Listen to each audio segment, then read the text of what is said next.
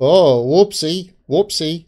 Shouldn't have done that. But then again, they don't care. Vietnam's not a big market because Barbie is going to be banned in Vietnam because there's a map in the trailer or in the movie. There's a map that shows China owning this whole large area of the ocean, which they do not own.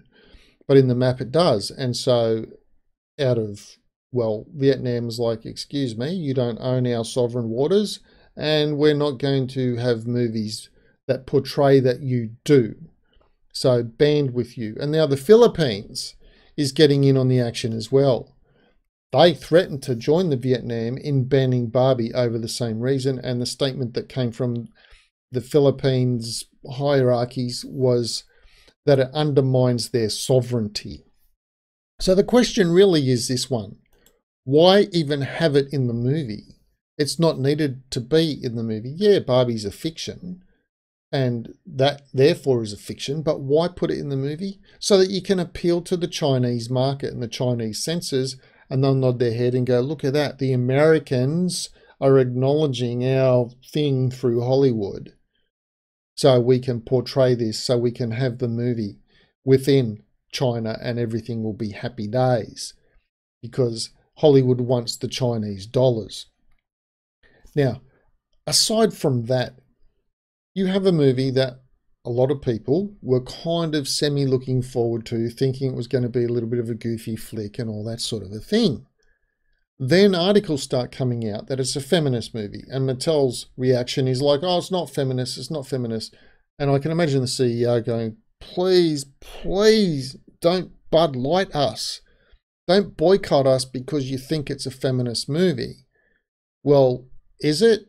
If it is, word of mouth is going to tell really, really quick. You might have a good opening and then word of mouth will say, don't bother, it's feminist heap of junk. You look at Solo, articles came out that said Lando was pansexual. And it's like, oh, why does he have to be anisexual? Like, why? Yeah. So I ended up seeing the movie, certainly didn't pay for it.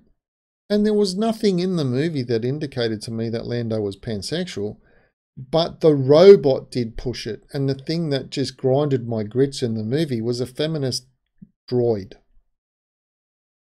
It's like, no, just ruin the whole movie. Just ruin the whole movie. Not needed. The agenda's not needed. Just let it be a goofy, fun film without agendas being pushed.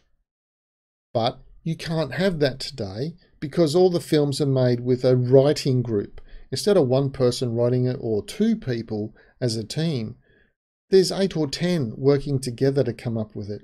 That's a communist way of writing things. It doesn't work. You can't fill a room full of 20 good authors and think their collab is going to be a brilliant work.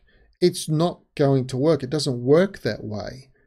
A single collab, maybe one author with another, is potentially okay, but otherwise the authors need to be left to their own devices to come up with their own story.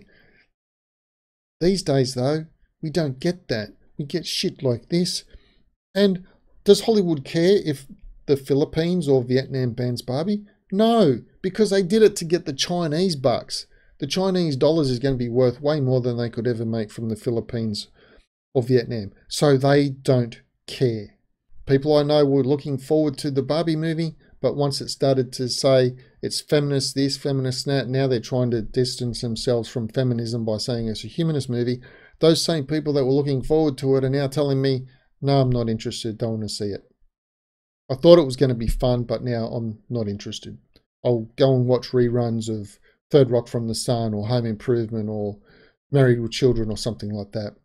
I can at least get some goofy laughs watching those reruns instead of paying $20 to go to the cinema and overpaying for snacks to be preached and lectured to in some way, shape or form.